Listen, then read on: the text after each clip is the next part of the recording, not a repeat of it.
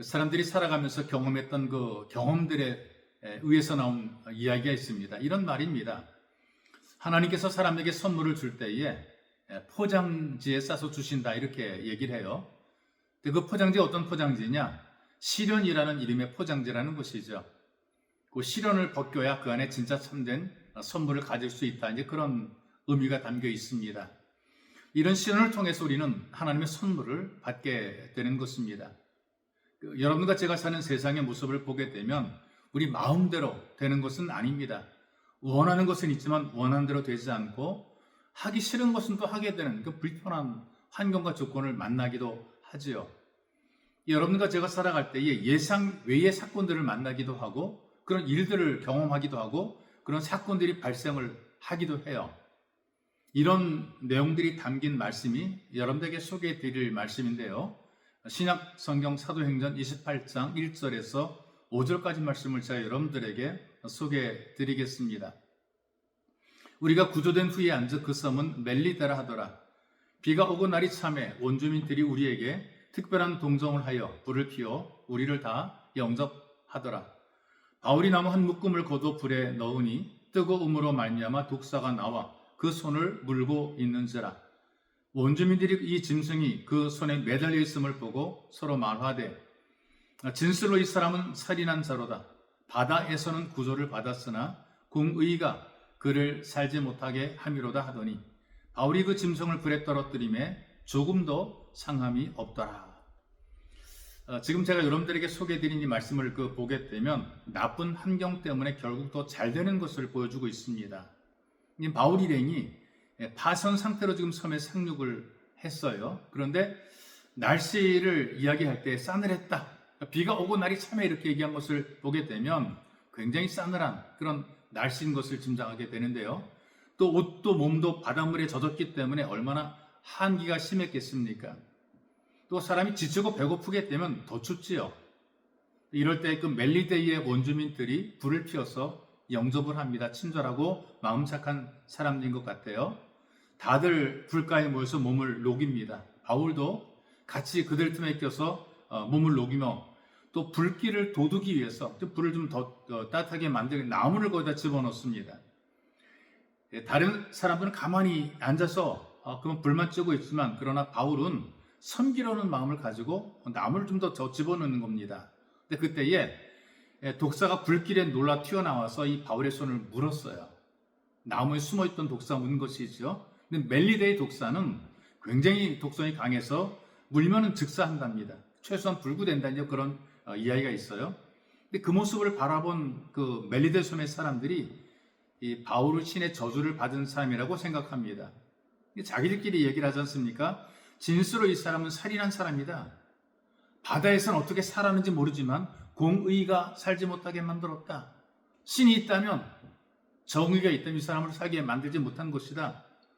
심각한 악당이기 때문에 아무리 요리조리 피해도 결국은 저주를 받아 죽게 되는 것이다. 이렇게 그들이 생각하고 또 이렇게 믿은 것이죠. 뱀에게 물린 이 바울이 죽을 줄 알았어요. 근데 시간이 지나도 멀쩡합니다. 여러분, 이 사건 때문에 오히려 바울이 대단한 능력자로 인정을 받게 되는 거죠. 사람들은 죽을 줄 알고 기다렸습니다. 저 악당이 언제 쓰러지나? 아직 안 죽네? 보통 사람이 아니네? 그러다가 안 죽는 것을 바라보면서 야, 그 신인가 보다 라고 할 정도까지 생각했죠.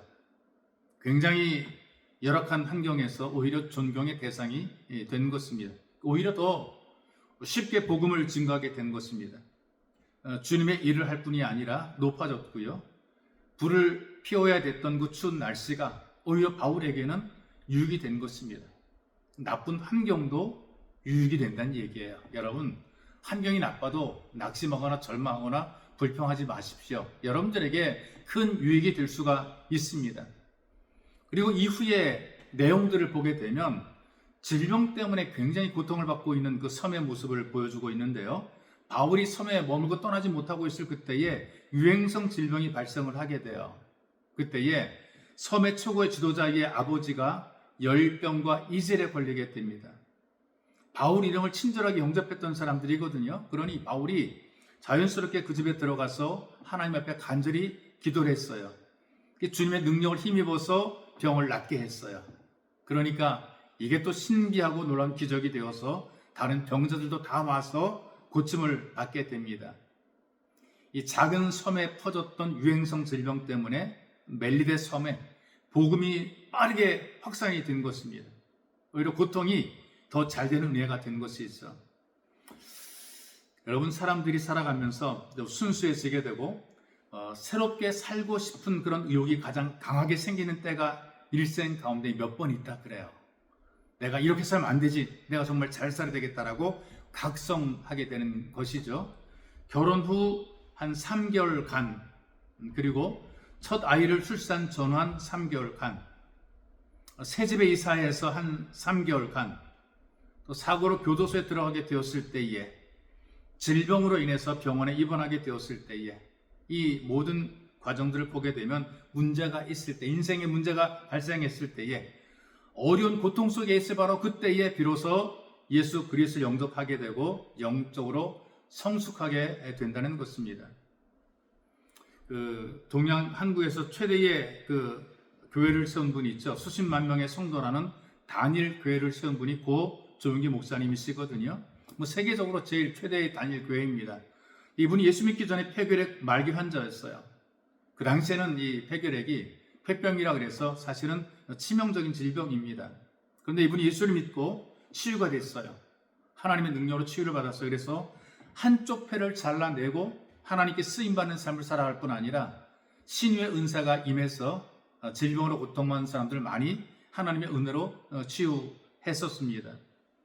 그리고 주한장로교회의 담임이었던 고 나겸일 목사님이 계시는데요.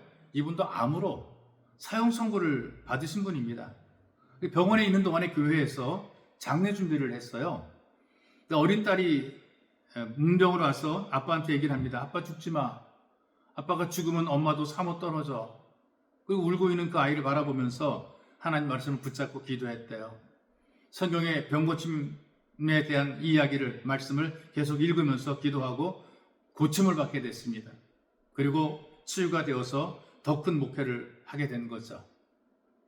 그리고 사도 바울도 마찬가지로 육체에 가시가 있었다고 그랬어요. 아픈 것이거든요. 그럼에도 약한 데서 강하게 하시는 하나님 은혜를 체험한 것이죠.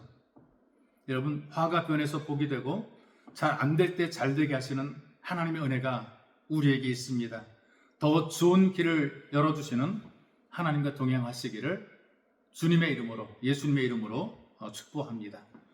참으로 좋으신 하나님 너무나 고맙고 감사합니다. 주님께서 여기까지 우리를 도우시고 인도하셔서 믿음을 지켜내게 도와주시고, 또 우리가 주의 말씀을 들으면서 낙심과 절망 가운데 있다가도 힘을 얻게 하시고, 또 우리가 심각한 질병 가운데 있다가도 치유 은혜를 누리게 도우신 놀랍고 크신 은혜를 하나님 고맙고 감사합니다. 우리가 때로 인생에서 만난 여러 가지 어려운 일들이, 또 문제들이, 고민과 환난들이 우리를 더 잘되게 만들어 가시는, 더 우리를 각성시키셔서 우리를 하나님의 자녀로 살게 만들어 놓으시는, 기적을 체험하게 하시는 놀라운 주님의 은혜에 숨긴 줄로 믿습니다.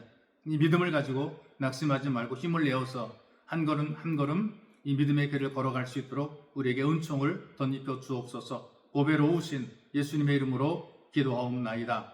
아멘.